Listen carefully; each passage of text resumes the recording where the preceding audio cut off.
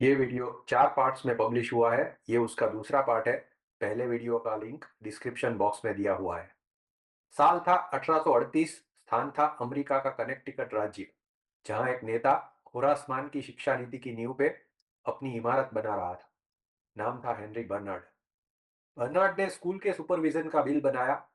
Connecticut सरकार ने उसको पास भी किया।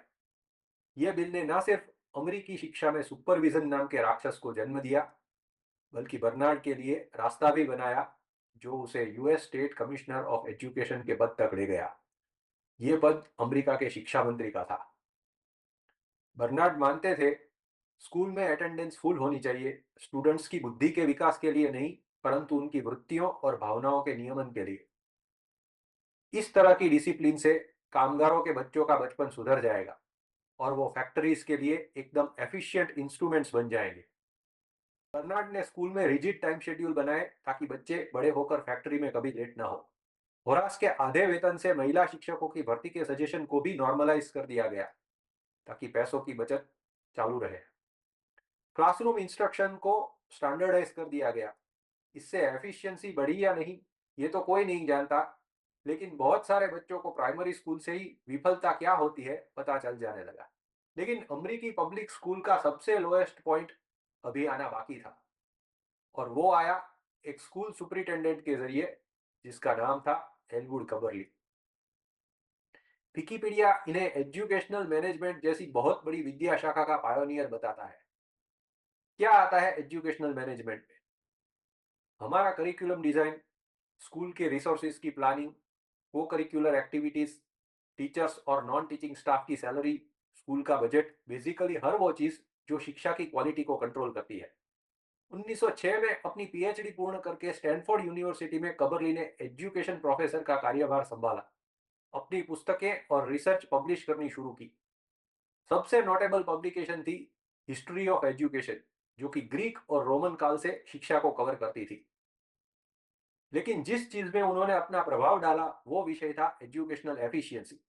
ये एफिशिएंसी क्या चीज होती है? वही जिसे हर मिल मालिक पसंद करता है। क्वालिटी एश्योरेंस और कॉस्ट रिडक्शन के लिए करना भी चाहिए। मगर ये बात हर चीज में एक तरीके से लागू नहीं होती। वही मिल मालिक चिल्लाता है जब एक चाय वाला उसे सुबह बनाई हुई चाय शाम को फिर से पिलाता है। चाय वाले की एफिशिएंसी कस्टमर एक्सपीरियंस को खा जाती है। यही हाल हुआ कबरली द्वारा गाइडेड और डिजाइन्ड पब्लिक एजुकेशन का। कबरली ने एजुकेशनल एफिशिएंसी का प्रसार हर पब्लिक स्कूल डिस्ट्रिक्ट में किया। उनके खुद के शब्दों में, जिसमें कोई कटाक्ष नहीं था, हमारे स्कूल फैक्ट्रीज हैं जिसमें रॉ मटेरियल्स मार्केट की ज़रूरतों के मुताबिक शेप होने चाहिए। ऐसा करने के लिए कड़ी मेजरमेंट तो जरूरी है ही, लेकिन वेस्ट को निकालते रहना भी जरूरी है। कबरली ने न सिर्फ स्टूडेंट्स बल्कि टीचर्स को भी कंटिन्यूअस टेस्टिंग का शिकार बनाया।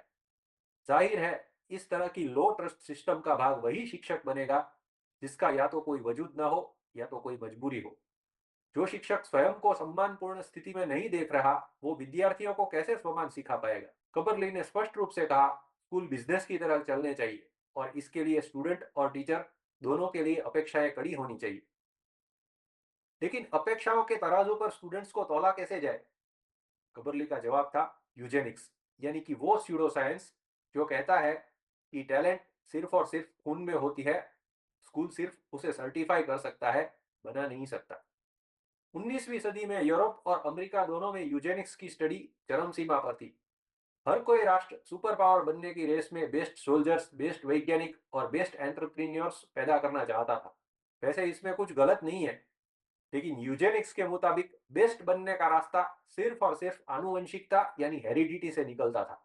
यही यूजेनिक्स का सबसे भयानक रूप नाजी जर्मनी ने दूसरे महायुद्ध में पूरे विश्व को दिखाया, होलोकास्ट के रूप में। अब रुक के याद कीजिए, ये पूरा खेल प्रूशिया के फैक्ट्री शिक्षा मॉडल और मिलिट्री से शुरू हुआ था, जो कि जर्मन एम्पायर का बहुत ही प्रभावी प्रांत था। अपनी काफी स्ट्रांग डेमोक्रेसी और महायुद्ध की सीख से अमेरिका यूजेनिक्स के सबसे डरावने परिणाम से तो बच गया, लेकिन कबरली के सिद्धांत होरास मान के पवित्र सर्व शिक्षा अभियान पे हावी हो गए। एजुकेटर्स यूजेनिक्स को तो भूल गए, लेकिन यूजेनिक्स की नींव पर खड़े स्कूल, क्लासरूम और करिकुलम को नहीं बदल पाए। क्यों?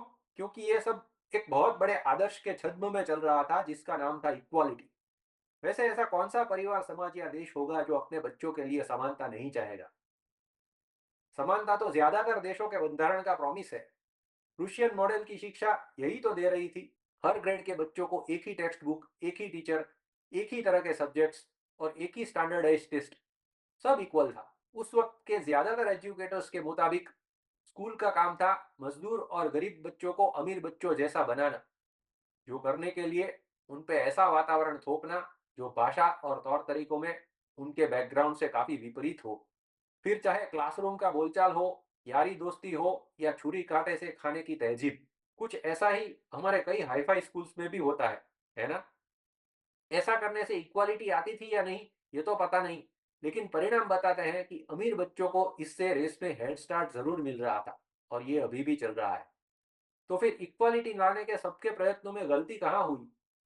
गलती ये थी कि इक्वालिटी को शिक्षा का आखिरी मुकाम होना चाहिए था, उसकी जगह वो महज पहला कदम बन के रह गई। इक्वालिटी ऑफ अपॉर्चुनिटी के भ्रम में सब ये भूल गए कि सबका स्टार्टिंग पॉइंट अगर समान ना हो तो समान डेस्टिनेशन एक मृग तृष्णा बन के रह जाता है। इक्वालिटी की फिनिश लाइन पार करने के लिए जिनको ज्यादा अंतर काटना है उनको हेड स्टार्ट मिलना चाहिए। कमजोर को सपोर्ट मिलेगा तभी वो इक्वल अपॉर्चुनिटी का फायदा उठा पाएंगे। ये आदर्श होता है इक्विटी, शेयर मार्केट वाली नहीं। इक्विटी कहती है कि इक्वालिटी हासिल करने के लिए स्ट्रॉन्ग को दबाना नहीं है, लेकिन कमजोर को ऊपर जरूर उठाना है। कबरली की निगरानी में अमरीकी पब्लिक एजुकेशन में शिक्षा का भेद खुलेआम पनपता रहा, क्योंकि इन सारे भेद का आखिरी मुकाम था सोशल रिप्रोडक्शन, जिसका सीधा सीधा मतलब था राजा का बेटा ही राजा बने, गरीब या मिडिल क्लास का नहीं। शिक्षा की यही फंडामेंटल असमानता कारण है कि गरीब और मिडिल क्लास बच्चों के लिए शिक्षा शुरू से ही एक युद्ध समान बनी। ये सोच भी कौन सकता है कि जिस रेस में हारने के डर से इतने स्टूडेंट्स अपनी जान तक गंवा देते हैं, उस रेस को कुछ शाही अफसरों ने एक सदी पहले अमेरिका और प्रूशिया में डिजाइन किया था, समान शिक्षा और शिक्षा से मिलती स्वतंत्रता से जिनका दूर दूर तक कोई नाता नहीं था। खैर, इन सब जुल्मों के समांतर में होरासमान का सपना देखने वाले कुछ क्रांतिकारी एजुकेटर्स सही में मुक्ति दिलाने वाली शिक्षा के यज्ञ में अपनी अपनी आहुतियां दे रहे थे। तो इनके बारे में सुनेंगे नेक्स्ट वीडियो में। जिज्ञासा सदा बनी रहे। धन्यवाद। If you want to get regular videos about education, please like, share and subscribe to IndicLearn.